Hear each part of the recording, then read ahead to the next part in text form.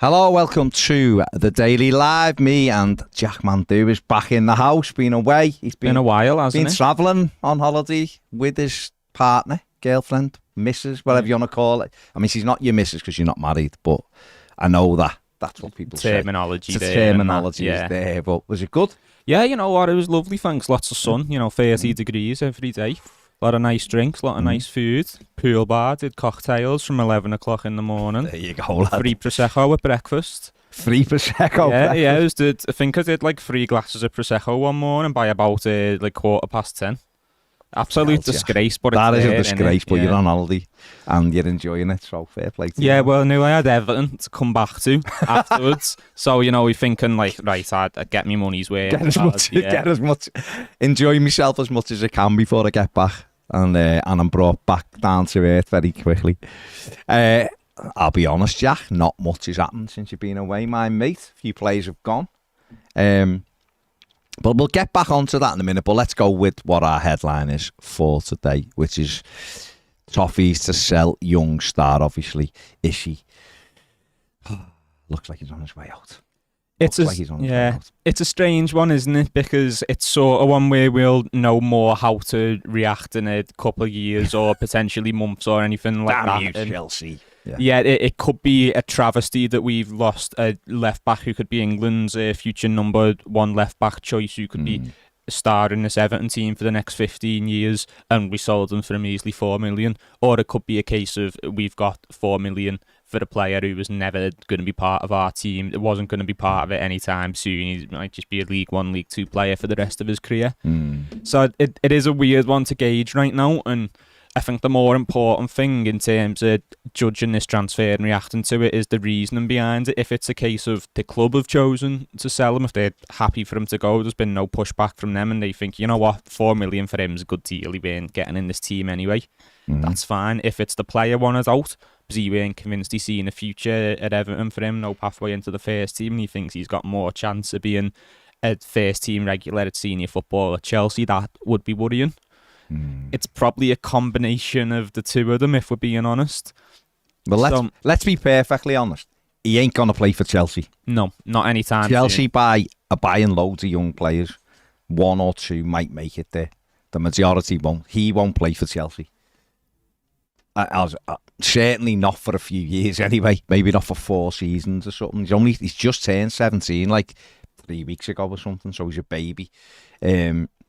They've offered him big money, a big pay rise to go there, as they would. That's what you do. We've done it with Francis Onkaronku, didn't we, from Sunderland? We went and got him and give him a pay rise and everything to come here. It's just what happens. But you're right. Right now, Everton need money, and it's the worrying thing for me is not the player, because let's be honest, Sean Dyche was never given a 16, 17-year-old left back a go in our first team. Just ain't happening. Not in his nature. It's not that type of manager, is he? So therefore, we've got 4 million quid for someone who's never going to play, certainly for a couple of years, and we need money right now. Well, one way of looking at it is we've been linked with Rodrigo from Leeds, and the rumoured relegation fee for him 3 million. And obviously, it could be on more wages than Samuel Smith and agent fees, signing fees, and that's how it wouldn't cover all of it, but you covered the most expensive upfront expense straight away there from a player who, like you say, was minimum another year away from being near this first team. And obviously, like you say, he's a kid. He was never going to play anyway, but our left-back position isn't necessarily strong, and he's never really been in the conversation to feature there. And we've said before, maybe, is he worth a chance and that? But from Sean Dyche's perspective, from Everton's perspective, he was never on the table. And yeah, look, he was 16, 17, so he was never going to be, but it does just show that he wasn't in the conversation, wasn't going to be anytime soon, and we are in a position where, you don't want to be sacrificing your entire future. You don't want to get rid of every young player that you've got that could be worth a lot more for a fee which might not represent their value in 2, 3, 4 years. But in the situation we are in, where we are a bit strapped for cash and we are trying to pinch our pennies a little bit, if you can cover a transfer fee of a senior player who could come in and improve this squad a lot by someone who is minimum a year off being ready, it's not necessarily the end of the world, is it?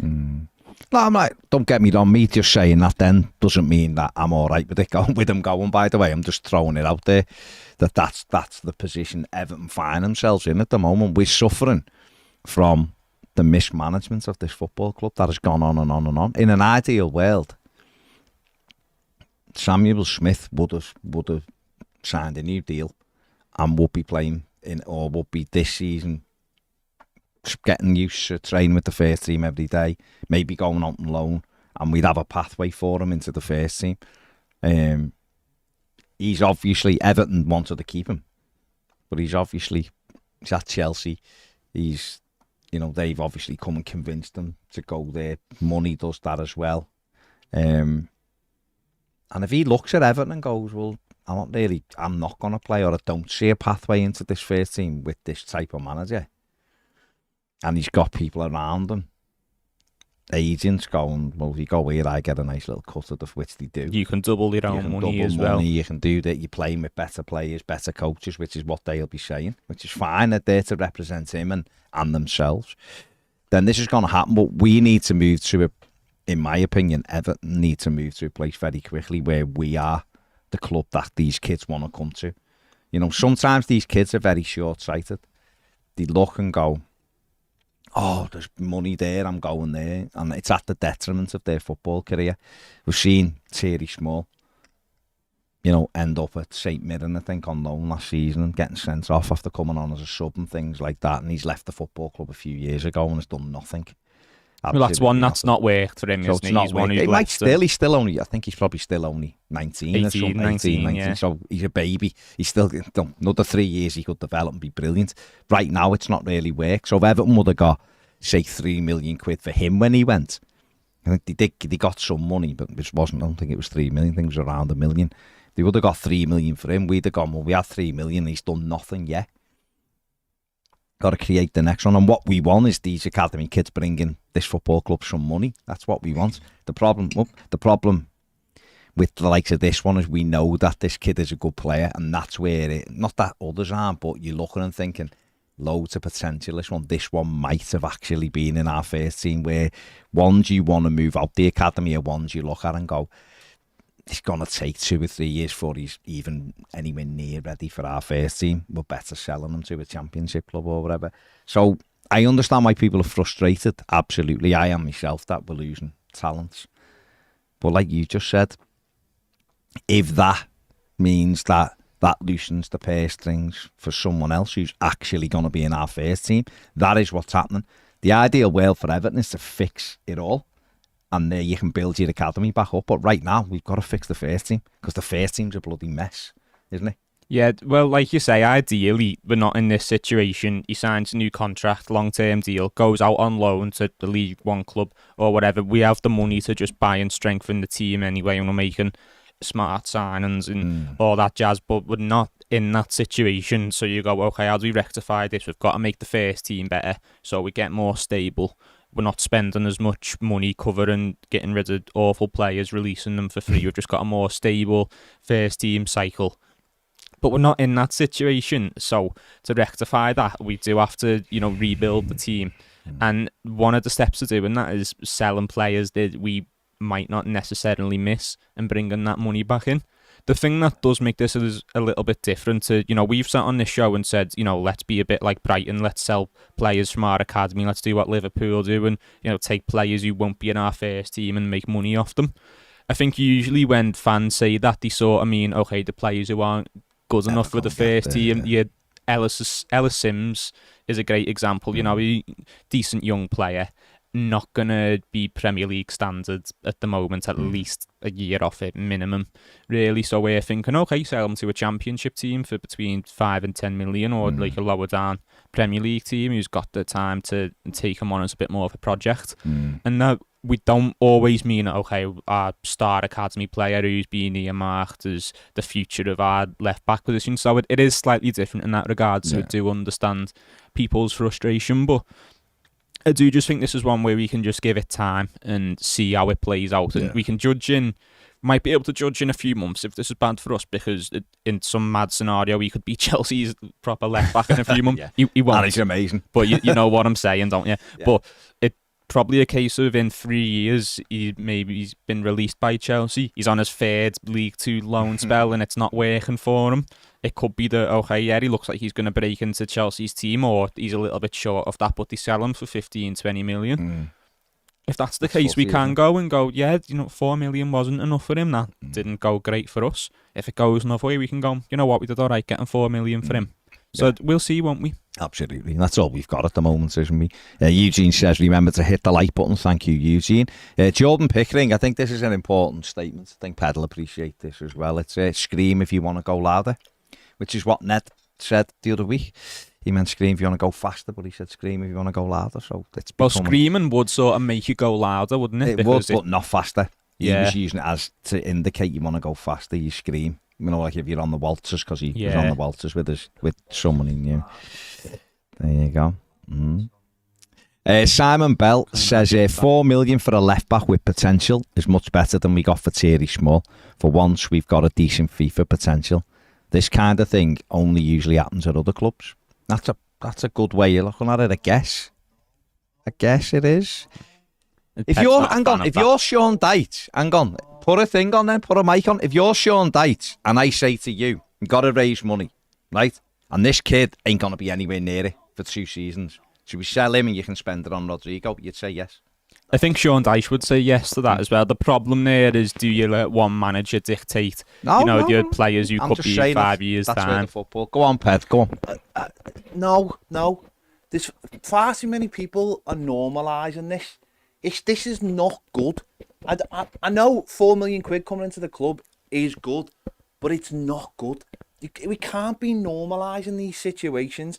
This is a kid with loads of potential and could be on the verge of the first team, and we're selling him to a team that are better than us. In other words, so he's a good player for 4 million club, the 4 million quid, and I appreciate it. We need the money, but we are essentially selling the furniture to pay the gas bill, aren't we? And that's just sad. It can't be normalised. And I understand we are really far down the road now, so people will go, well, it is needs must, and I appreciate that, but we can't normalise that, and we can't justify it in my view anyway. We have to look at the reasons why. It might turn out to be a brilliant deal.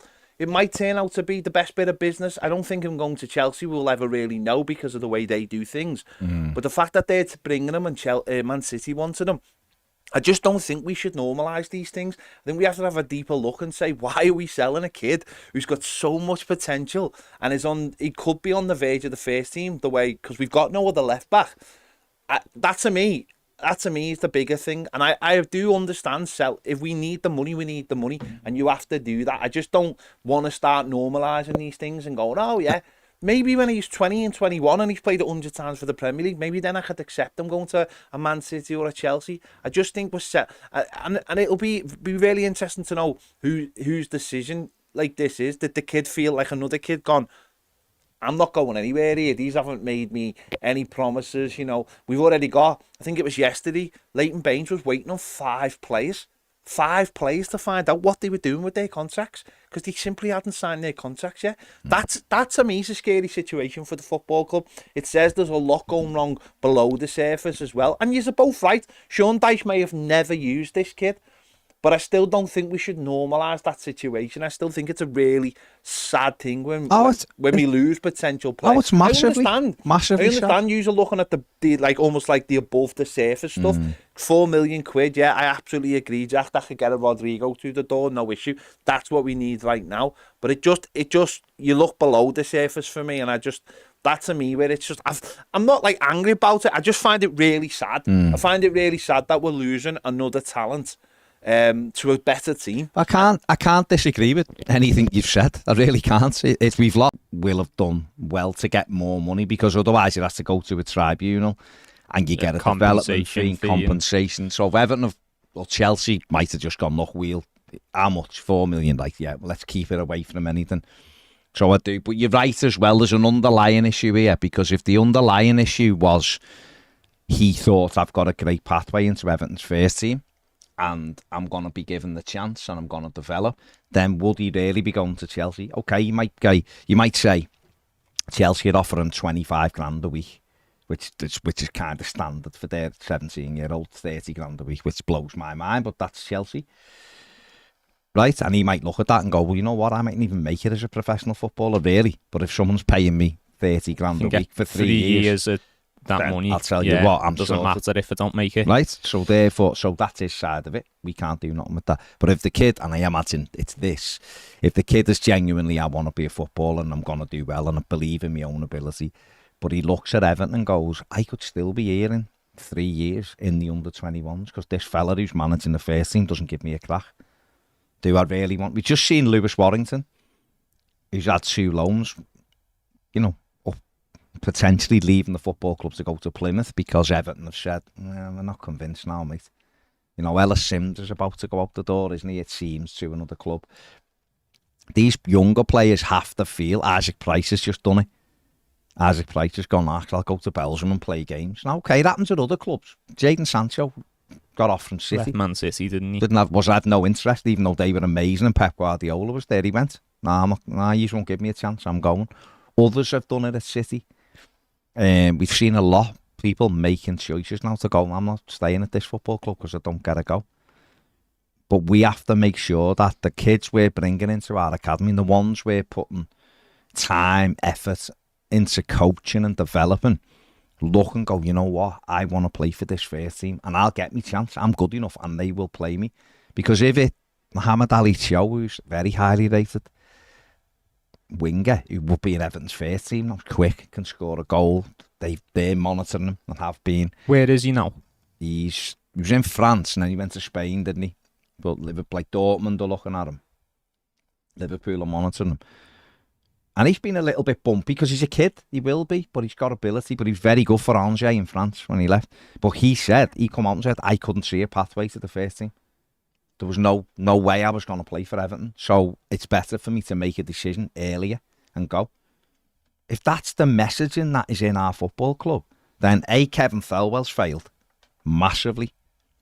B, the owner, the owner and the board have failed because they do it most days. They prove themselves regularly. That has to change. And Sean Dyche has to convince these young players that he will give them a go. Got to. Yeah, well, that's something we've spoken about a lot, isn't it? The pathway for young players, is it there? And stuff like that. And the thing is with that is that's something that will probably take a longer time to change and rectify because a pathway for a young player starts when they're 16 and you're thinking, right, what loan moves is before that, to move up or get there. For like the final stage of their development almost, it starts when they sign the first professional contract, when the first, working with the under-19s, and it's okay, what loan does he go to first and what's his loan after that if it works? What do we do if the first or second loan doesn't really work? That all needs to be mapped out specifically to that player's needs in terms of what he needs to develop his game in. And that could be something that slowly is starting to work at the club. I think we have seen players getting slightly better loan spells than we did a number of years ago. I think James Vaughan is the head of youth development now, or something along those, along those lines. Sorry, but yeah, and we are seeing players get smarter loan spells. Lewis Warrington, like you just said, he's been a better example of that. We started out at Tranmere in League 2, did well, comes up to Fleetwood in League 1, gets game time, and then you're thinking, okay, well now we've either got a player who we can see probably won't be good enough for the first team anytime soon, so we can sell him, or it looks like he could make it, so let's take him up to the Championship. And then you've got that option then. You've got a player who you can either cash in on and make a bit of scratch on, or you can continue his development. Ellis Sims is another one. He got sort of steady increases with his loans in terms of the ability. At League 1, did quite well there. Wasn't quite ready for the Championship by the look of it, so he had the spell in Scotland, did all right there, went into the Championship. The irony with that is that we ended up cutting that short and bringing him back to play about 10 minutes of footy. But that is something, the pathway to the first team for the young players, that might be changing behind the scenes, but it does take a number of years to work out. And these players, your Samuel Smiths, your Isaac Prices, who are at the club now, they haven't seen it work yet. They've got to go on what they have seen, not what they're being told, oh no, this is getting better. So until it does work for a few players and we see it work, yeah, they probably won't be interested. Yeah, not great. It's not great. Let's have a look at a few of these comments as well. Simon Creevy says 10 months since we signed the player and now we're going to sell one of the most promising young left backs in Europe for £4 million. Mismanagement of the highest order. Kevin Thelwell needs to go. Royal Blue said, I thought they were joking when they said everyone, and I mean everyone is for sale. Where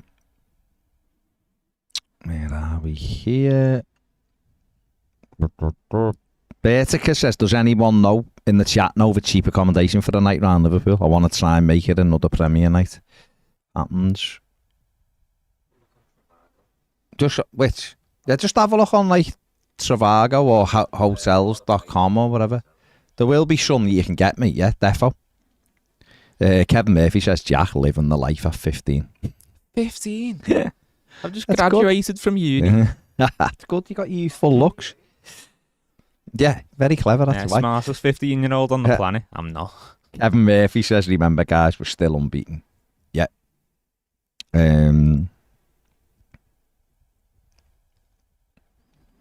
Yeah, I did say I didn't think he was going anywhere. So this is one I am very surprised at. Because apparently the talk was he was going to stay. And then this has come out, so fair enough. Fair play. I will hold my hand up. I didn't have a clue he was going to go to Chelsea. I thought if he was going to go, I thought he'd go to City. From Manchester, isn't he? And I would have thought staying closer to home and all that, and because it is a big thing. If he's at 19, 20 and he's played first team, slightly different, but where he is. So I am surprised, especially after what I was told over the weekend. So that Everton thought he still had a chance of him staying.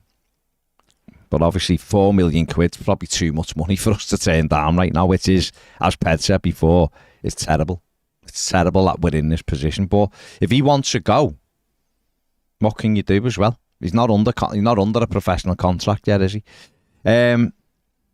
Myself and Ped got to see some of the new stuff that's going to be available at Bramley Moor, at Everton New Stadium. Doc on one, Everton have unveiled it today. It looks, listen, it's very, very impressive. It really is impressive. The bars, it's all about bars and the food you can have there, the restaurants that are going to be there. We had the VR thing on, sat in the seat, which was brilliant. I mean, the stadium is amazing. It's mad when you look at it because you just think, this is going to be our ground. It's very, very weird. Very weird. But we got taken around it and shown it yesterday, and it was fantastic. Not the stadium. Not the stadium. Loved to go in the stadium, but wasn't the stadium. Oh, okay. We weren't in the stadium. We were in the live buildings. But they were showing us all of the stuff and how they've got to it and what's available, and what comes next and everything. And they've done, to be honest with you, it's the best thing Everton have done. The best thing they've done for ages is the stadium and the stuff that goes into it. The other stuff, the team and the running and all that from different people, nowhere near the level. The actual club itself, the football and stuff's a mess in it, but the stadium and everything around it does seem to be state of the art, very high standard. Everything's being done right, so that's good. I just hope we can bring some of that professionalism and attention to detail into the football stuff as well. Maybe we get people who are doing the stadium stuff and just put them in charge of the football. Yeah, just put the head builder. He can be our new recruitment manager. All the sales team are brilliant. The PR for it's brilliant. But let's have a look at a couple of the images that we saw yesterday, which is, that's one of, I think that's the blue line, I think it's called. And that's the pitch there over in the corner through the glass there. But it's so good, the way they've done it. And the thing about it is what I thought was really interesting. Let's see a couple more, Ned. Just cycle through them, please, Tom. One of the things that I found that interesting was they've sold quite a lot of them, is sold out already, some of the stuff, but there are still stuff available. But they're also going to keep some back for match days as well, so you can go the odd, so if it's a big occasion and it's you were saving up for whatever, it can be affordable for one game. You go in and have a meal and have the champagne experience. You could have your 18th there, Jack. Yeah, there's no sweet 16. And if you people coming over from all over all the four corners of the globe, whatever. Are the four corners of the globe? There's no globe, no corners in the globe because it's circular. Yeah. From all aspects of the globe, all places. You could make it a big occasion and go into one of these. Big day out. Have the big day out. And there was just loads of information. The finish is a different class, the way they're doing it. We got to see a model of the stadium and everything. It just looks fantastic. And, you know, I did throw in a few times, can we push by a striker as well, though, because then that kicked the excitement up again another level. But if we're just talking about that, I mean, Ped, I know people are more interested in the team, and rightly so, and everything else that's going in. But that aspect of it, if we just back away from the rest of it, I was very impressed. Were you impressed? Jib the footy off and just become like, we're the best stadium builders in the world, lad.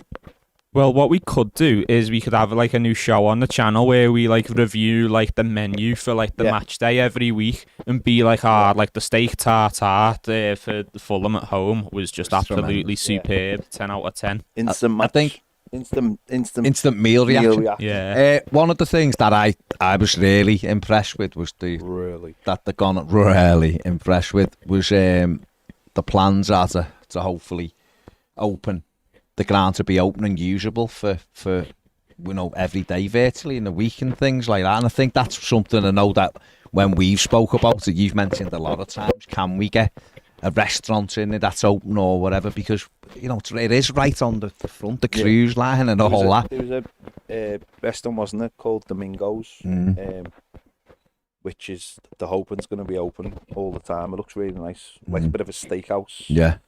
That looked really nice, and that's what they have to do. And also some of the other things they told us, which, about around the game as well, saying like, the fan zone's going to have like 6,000. It's going to hold 6,000. Yeah. So they can accommodate different events and stuff, and maybe have a stage or whatever. 12,000. Sorry, the fan zone. 12,000. Yeah. Well, 6,000 fatties.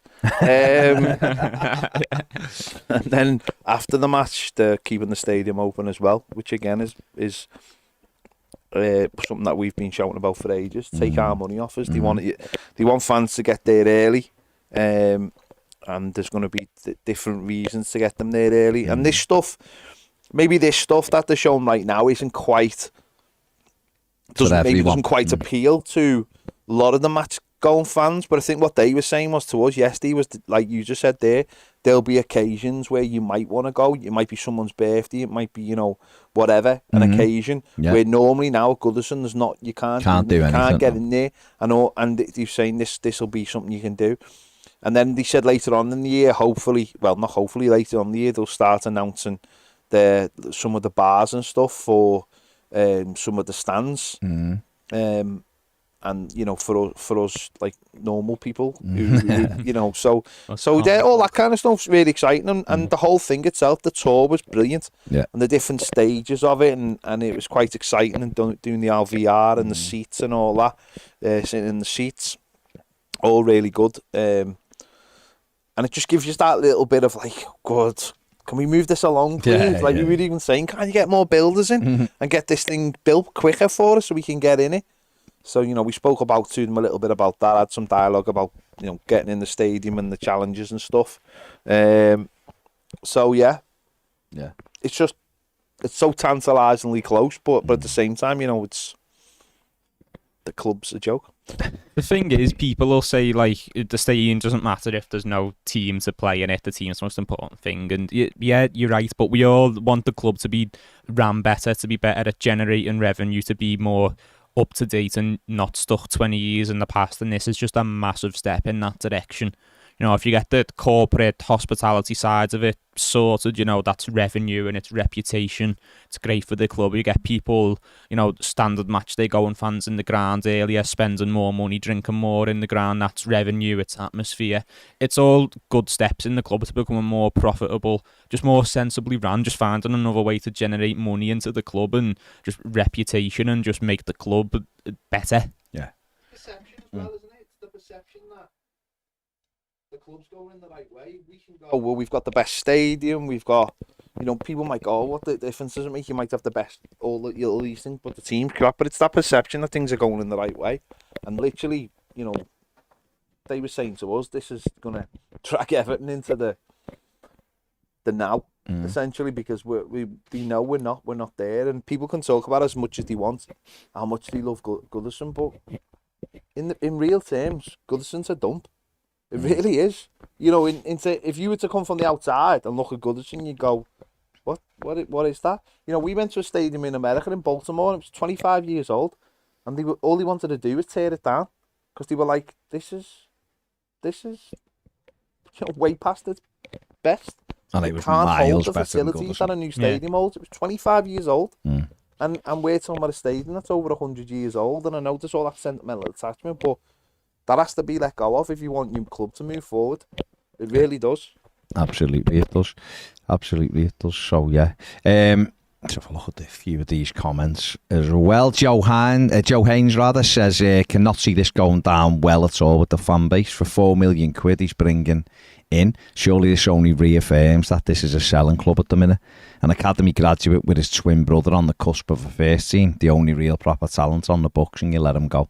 £4 million may be a good fee for a lad that's not played for the first team, but when he's your main hope, I don't know whether he's the main hope, Joe, for a brighter future for a club that thrives on academy talent and one of their own. It's such a shame to see him go before a fan base can even warm to him. Another potential story of what if. Well, it is a potential story of what if, but what if he never does anything? Like Jack said before, then we'll say, tell you what, that £4 million was good business. It may well go the other way, and he may well be worth 25, 30, 40 million. If the lad wants out, I don't know really what we can do, but it is a terrible indictment of where we are as a football club, that we are having to just basically sell anyone who someone makes an offer for. Yeah, no, it isn't. You're absolutely right on that. And anyone who thinks this is a sad situation is right. But I just think my side of it is, okay, we know we're here. How do we get out of it? Yeah. And look, I don't want to sell him. I want to keep every young player with potential at the club, because these could go on to be so much more than that. But if you're just making a calculated business decision based on where we are now, not where we think we should be, not where we want to be, yeah, you know, you can do stuff with that money in the time. Because don't forget, the last 2 seasons we've went from 16th and then 17th. So, you know, if that trend continues next season, we're in trouble. So, you know, if we can just make a long-term sacrifice for a short-term boost to lift us out of that and keep us safe, then, you know, there'll be time for more young players like Samuel Smith to come in and get into the first team. And it is sad that we're not there now, but we need to think of the bigger picture slightly. We've just been talking about the stadium. We have to ensure when we're in that stadium, we're a Premier League football team. We have short-term pain for long-term gain, as they say. And maybe we're in this moment. We know. We're not stupid as a fan base. Our fans aren't stupid.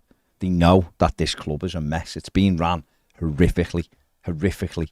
It really has. And whether that's by managerial decisions, whether it's directors of football not having a clue, chief executive not being able to keep hold of a business spiralling out of control, but still, you know, pocketing their big salary and never ever being brought up to account for it, whether it's a chairman allowing that to continue, whether it's an owner allowing it all and adding to it.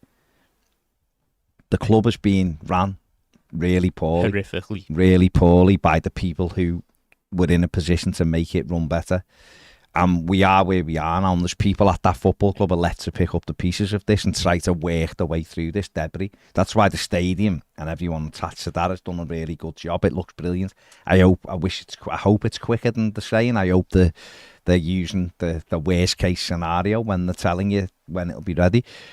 I hope that MSP come in and have influence of how to turn this around. Will they? I don't know, but I'm hoping they do. I'm hoping our owner shows he's actually asked about us and starts getting his finger out and making things happen. Just finds a bit of money behind his couch. Just find ways to make more money. He can't. Farhad Moshiri could have 500 million ready to just give to Sean Dyche to spend, but we can't do it. It's the rules don't allow it. So what you have to do is do the kind of things Newcastle have done this week and gone, oh, someone's given us 25 million for the front of shirt there. Is this company I used to own that I forgot about? But hold on, they want to they're selling selling DSs and that. Let's sponsor Everton for 100 million, 150 million a week. That kind of thing has got to be done, but they've got to do it obviously in fair markets, otherwise you can't do. But they have to get more of that. Moving to a stadium with a bigger attendance brings that in. But right now, where we are is going, night at literally we can get money for that. Is not going to affect the core group of 18, 19 players that if I'm Sean Dyche, that I'm going to use as the manager. It's that crap. It is. It's absolutely crap. But we are where we are. We can sit here and bleat and moan and say this is terrible, and it is. But we've got to get players in through the door, and we have to do it by any means possible, don't we? Dan says we need to hear from Dyche and Thelwell ASAP for this season's plans. I'd love him to say he'll trust in some youth, but all of the evidence of last season says otherwise. Yeah. Rob says, look, no one wants the best young talent to leave, but if they're going to get a fee, $4 million for a lad who hasn't kicked the ball for the first team, and by all accounts wouldn't this season, is good. He may come back to be a whale beater, but he's not the first we've lost, and he won't be the last. Yeah. There, lots of people. Fred Poole, morning boyos, morning Fred. Adam says, let's be honest, he left for free when his contract was up because there's no pathway for youth players. Okay. Steve P says, doesn't surprise me one bit. He obviously knows he won't be given a chance here. When we had one left back in the squad, he wasn't even getting on the bench. Yeah, he's seeing two keepers on there. What do you expect? These young players aren't stupid. They all know there's no pathway here, especially with this manager. Ironically, we'll probably use the $4 million to sign a 32-year-old who'll walk out the door for nothing in a couple of years. But that just sums up where we are, doesn't it? It's mad because look at Chelsea's squad compared to ours. There's more of a realistic chance of him playing Premier League football next season at them than if he was to stay at us. Lewis Hall played games for them there last season. He's only a year older than him. There's a serious problem at this club. We literally operate the exact opposite to how it should be operating. Yeah. Chelsea, have they not sold young players in the past? See no fume from their fans, and let's face it, if he's not going to play for Chelsea. He could maybe have had a chance of first team football with us, but he's took the money route. Yeah. Terry Mack has got his days mixed up and he'll miss the Premier night, his first one. Thought it was on Saturday. When's it on a Saturday, Tess? Come on. Sadly, I can't go Friday. I still think you might be able to swing that and get there tomorrow. I'm not accepting it, Tess. Tom Newton says, is a more obvious next Everton manager choice than Lee Carsley? In fact, I'd be surprised if he isn't our gaffer before we move to Bramley-Moore. Okay. Dan says, with no leadership at DOF or board level, it feels like Dyche is our only hope, which doesn't fill me with confidence. Having a pathway for youth is an easy win when we can't and won't sign players, but instead we'd rather pay older players out of position and put two goalies on the bench. Glenn says maybe Ned's invented a scream-powered scooter and screaming makes you go faster. That is a good point, to be fair, and that would do well on Dragon's Den. But what noise would you do for the brakes? That's a good point. We just have to go like deathly silence, like the quieter you get, like the slower it gets. Oh, okay. Don't know, Ned, how does your scooter work? Okay. Doesn't play along, does Not he? even playing. No. Gray Lead says, for all we know, Samuel Smith might want to go and Everton have no choice. Yeah, correct. Brad says, Ned blanked this when I put it up last night. Sign at least players. We have a budget of 20 million. Even if we sign players, we still have that amount. Also, 20 million would have to be used on loan fees. Who would you get with 20 million? Oh, Brad. I mean, you've seen the size of Brad, and you'll be seeing Brad tomorrow. So I'd use it quite nicely because Brad's 6'6". He's a big lad. For 20 million, yeah, but we'd have a budget of more than 20. But if it was 20 million, don't forget you can amortise, can't you? So you'd have to look and do it that way and say, right, what deals can we do where we can put down 4 million or 5 million pounds this summer. Just do the rest on Klarna. And the rest is on Klarna, yeah, over the next few years. That's the way you do it. If you do that, you could have 4 players, couldn't you? If it was 25 million pound players, you could buy 4 of them if you're putting 5 million down for that, couldn't you? If it's loans, then you wouldn't be paying anywhere near that. I'd be looking in Austria, personally, places like that. The likes of Nakamura, who's a winger. Have a look at him. See if you can get him. The strikers over there. You know, Konate, if you want a real rough diamond and you want to polish him. Kareem Konate. But he's not ready, but he'd be good for the bench and development for maybe a year. Boniface is one. How much are they seriously wanting? 20 million? Okay, we'll give you a 4 million down payment. Things like that. You have to be creative. They've obviously got to do the deal. They've got to want to do the deal. But the players can force that as well, can't they? The players can be like, I want to go, and they're the markets you have to operate in. If you're trying to operate in places like England with 20 million quid, you've got virtually no chance, haven't you? You've got no chance unless it's loans, because who's selling it? Unless you go and get Che Adams or something. You get a player below standards, or you get lucky with a player with a release clause, like Jack Harrison, where 16 million is probably a little bit less than he's worth, but your market's just immediately just squashed, isn't it? You're limited to probably about 5 players you could improve the team and be in that We're budget. talking about Rodrigo, right? 3 million, 32, no sell-on value, of course, he hasn't, but he's a decent player for 3 million quid. Everton could have him for the season, and then next summer sell him for 1 million. 1.5 million, and you've literally had him, having it on loan, almost like a loan, or you've had him for a year. If he does all right, Saudi Arabia's still going to be there for him next summer. Other clubs might. But he can come in, and that 10 goals he gets could be worth the 2 million loss, because that 10 goals lifts off from 18th to 15th and just makes the season so much more comfortable. And the money. So there you go. It is difficult. It's very, very difficult. But that's where we are, and the club know this, so they should have all of this ready, shouldn't they, to go, and they might do. There might be a reason why we're dragging our heels. I don't know, but we'll have to wait and see. Philly says Chelsea will just look to develop and then sell them on.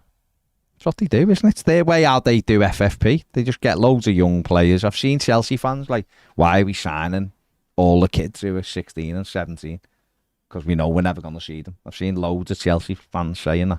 But more than half of them can go for 5 times what they bought them for. And that's FFP. And then that builds a 70 million pocket that goes on another overpriced midfielder. Absolutely. Absolutely. Where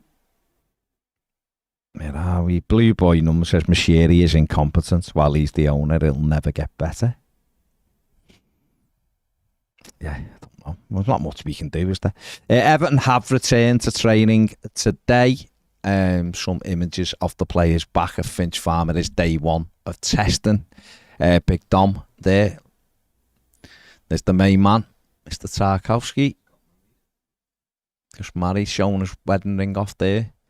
There's Ben, sporting a beard. And there he is, our club captain, Smiley. Smiling, saying, lads, it's all right. At least he's in a good mood. I can play left back. I'll play anywhere.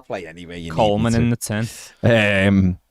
He scored a cracker last year. A very important goal against Leeds. So that's it. That is it, isn't it, really? We'll see. We will see. Will says, just making me think of Pats and Daka killing in the Austrian League and flopping at Leicester. I know it's risky reward, but it's really the all-round game.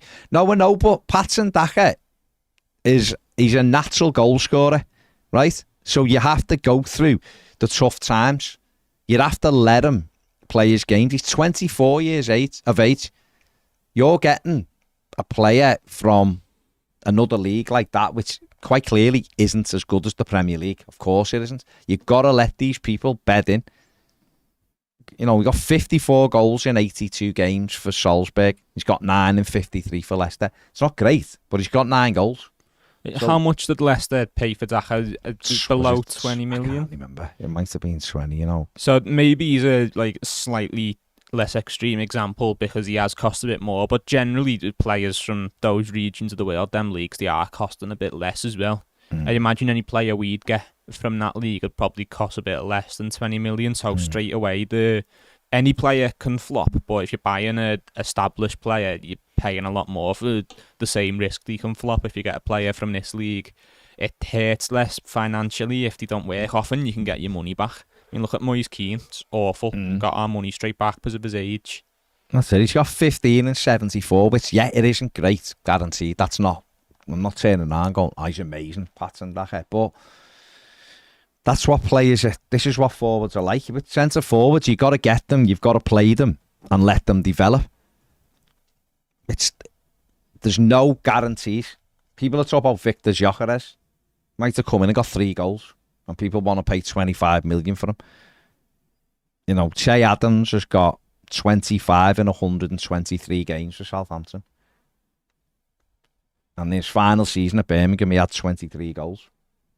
And if you wanted to buy him now, he'd cost the best part of 20 million, most likely. So and he's sort of proven Premier League average, below average, isn't he? So, well, his goals in the Premier League, 4 in 30, 9 in 36 in the COVID season. He finished the season with about, he blitzed the end of the season that year. 7 in 30 and 5 in 28. So that's his Premier League goal return. And you're paying a similar fee for him than you would for a mid-player from the Austrian League, if not more, for Che Adams. So we've had Neil Maupay, who was averaging 8, 9, 10 goals a season at Brighton. Okay, they create loads of chances, but he's still putting the ball in the net. This is what we're trying to say, is that there's no gimmies. There's no, like, if we get him, we're sorted. Yes, but this is why it's a gamble when you're going, but you're trying to get the gamble for a cheaper price. That clicks and comes off, and then you go, but anyone who's top draw, Everton can't afford. Well, that's the thing, innit? Any player who is at Everton's level isn't a guarantee. There isn't one. Not at all. James Tarkowski is the only player in the last couple of years, really, when we've been at this stage, you think, yeah, you know what you're getting with him, you know his general ability, and you know you can rely on him to be decent, if not better. He's the only one, really. Everyone else has been a risk, or, you know, Maupay or McNeil, who've come off not great seasons, Onana, a young player. So there's very few guarantees, so, you know, get a player with potential, costs less upfront, lower wages, less risk, and potentially more reward as well, because they're sort of, you don't know their level. They could be a bit down here, they could be way up here. You know, with Che Adams, for example, you already know he's down here. The thing with him, if it was Che Adams, someone said you might get him for 5 million, right? You might, I don't know. I think Southampton won a bit more than that. They wanted 20 for him last year. He's a decent centre forward. He's decent, like, as in, he works hard. He's got the odd goal in him. But we've just seen his goal return. He's not gonna all of a sudden get you 15 goals when he's not done it in the Premier League. But he's all right. But it's everything else that comes with it. What we're trying to say is there is other ways to do it, isn't it? There's other opportunities. I know, Ned, we're finishing now. Like when I was going on about Sangari, he was 8 million quid and we didn't take the gamble. He's 30, 35 they're talking about now. You know, Rasmus Højlund, Everton could have had him for 3.5 million 18 months ago. United have been quoted 50 million for him. Now he'd have been a gamble at 3.5 million, 4 million from Sturm Graz, I think it was, where he was at. But the kid's exploded. So you're looking and going, well, yeah, we could have got that. So at some stage, Everton are going to go, we need to get this, we need to do that. We need to just gamble with this fella there. That's what's frustrating, is that we don't do it. And then we wait and then go, right, who can we get then? And it's like, well, you know, where are they? We haven't got. If we had the 150 million, then yeah, your point of view is totally different. You look and go, right, let's have a look at, let's go and try and get whoever, Rafael Lau. And we wouldn't have 150 million to spend if we were 17th in the Premier League. But you know what I mean? When we were higher up, we could have had Lau. We chose Keane over Rafael Lau. There's other players who are around who you look and go, right, get into Spain. Like, who can we get out of there? Let's go to France. Can we get one of the strikers there? Can we get Jonathan David for 60 million? Yeah, we've got money to pay. But we're not at that level. We've got to look and go, right, how do we get to that level? And well, what did Brentford do? Brentford went and got Ivan Toney from Peterborough. And for less than 10 million. They got it, mate. If you go and look at them, they somehow got Hogan for 500 grand and persuaded Villa to pay 20 million for him. And he's never done a thing since, but they got him and used him. Ollie Watkins, they got, turned him. If Everton would have got Ollie Watkins, people would have been going, what are we doing with him? What are we? So we got to take the gamble. Sometimes it works. What we're doing, there's not really much we can do. right now, other than just play with what we've got and have a look and look at other markets, because we can't exist in this market. If we carry on, we're in trouble because there's nothing there. So we have to be ahead of the game. Cole Palmer's one we should be all over, but like Ped said yesterday, Brighton won him. Is there anyone at Man City that thinks going to Everton will actually develop as a footballer? They want him to go to Brighton. He played the same way as City, so that's why you're out of that one. But we'll see. Right, make sure you hit the like button, subscribe, please, before you leave. We will be live at 2 o'clock on More Than a Game, doing the general footy of the day. So get over there, subscribe, like, and do everything. Do it all. Everton have done a bit of business, by the way, today. Andy Lonergan has signed a new 1-year deal with the football club. So there you go. So who says we don't sign players? Take it easy.